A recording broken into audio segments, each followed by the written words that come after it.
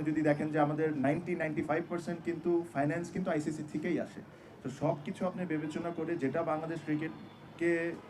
Help হবে, আপনি এই সিদ্ধান্তটা নিতে হবে। প্রথমত আমার যে কমপ্লেনটা আছে সেটা হচ্ছে আইসিসি থেকে বাংলাদেশ কোনো অনুদান পায় না, যেটা পায় সেটা হচ্ছে বিসিবির উপার্জিত অর্থ, অর্থাৎ এই অর্থটা বাংলাদেশের ক্রিকেট উপার্জন করে তারপর সেটা পায়, এবং সেটা 90 বা 95% মূল আয়ের না, সেটা 30 বা 35% কিংবা 40 বা 45% হতে পারে এখনকার সময়ের আন্দাজে। এই ব্যাপারটা যদি আপনারা বুঝতে চান তাহলে আমি আপনাদেরকে ছোট্ট একটা এক্সাম্পল যদি দিই, তাহলে 2022-23 অর্থ বছরে বাংলাদেশ ক্রিকেট বোর্ডের যে ফাইন্যান্সিয়াল ডকুমেন্টটা আছে সেখানে যদি একটু চোখ রাখেন তাহলে খেয়াল করে দেখবেন আইসিসির ইনকামের সাথে সাথে বাংলাদেশ ক্রিকেট বোর্ডের কিন্তু আরও অনেকগুলো খাত আছে যেসব জায়গা থেকে বাংলাদেশ ক্রিকেট বোর্ড ইনকাম করে। সেই বছরটাতে আইসিসির ডিস্ট্রিবিউশন থেকে বাংলাদেশ ক্রিকেট বোর্ড ইনকাম করেছিল 165 কোটি টাকার মতো, এশিয়া কাপে পার্টিসিপেট করে বাংলাদেশ ক্রিকেট বোর্ড ইনকাম করেছিল 37 কোটি টাকার মতো, বিভিন্ন হোম সিরিজ কিংবা টুর্নামেন্ট আয়োজন করে Bangladesh cricket board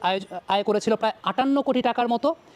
TV broadcasting right sell করে বাংলাদেশ ক্রিকেট বোর্ড আয় করেছিল 124 কোটি টাকার মতো, আদার্স স্পন্সরশিপ থেকে বাংলাদেশ ক্রিকেট বোর্ড আয় করেছিল 37 কোটি টাকার মতো, ব্যাংকে যে এফডিআর আছে সেখান থেকে ইনকাম করেছিল আরও 40 কোটি টাকার মতো, এক্সচেঞ্জ গেইন এবং আদার্স ইনকাম থেকে বাংলাদেশ ক্রিকেট বোর্ড আয় করেছিল আরও 48 কোটি টাকার মতো। অর্থাৎ সামগ্রিকভাবে বাংলাদেশ ক্রিকেট বোর্ড সেই বছরটাতে প্রায় 507 কোটি টাকার মতো ইনকাম করেছিল, যেই 507 কোটি টাকার মধ্যে আইসিসির ইনকামটা ছিল বাংলাদেশ ক্রিকেট বোর্ডের 165 কোটি টাকা। আপনি যদি পার্সেন্টেজ হিসাব করেন সেটা দাঁড়ায় 32.5% মতো।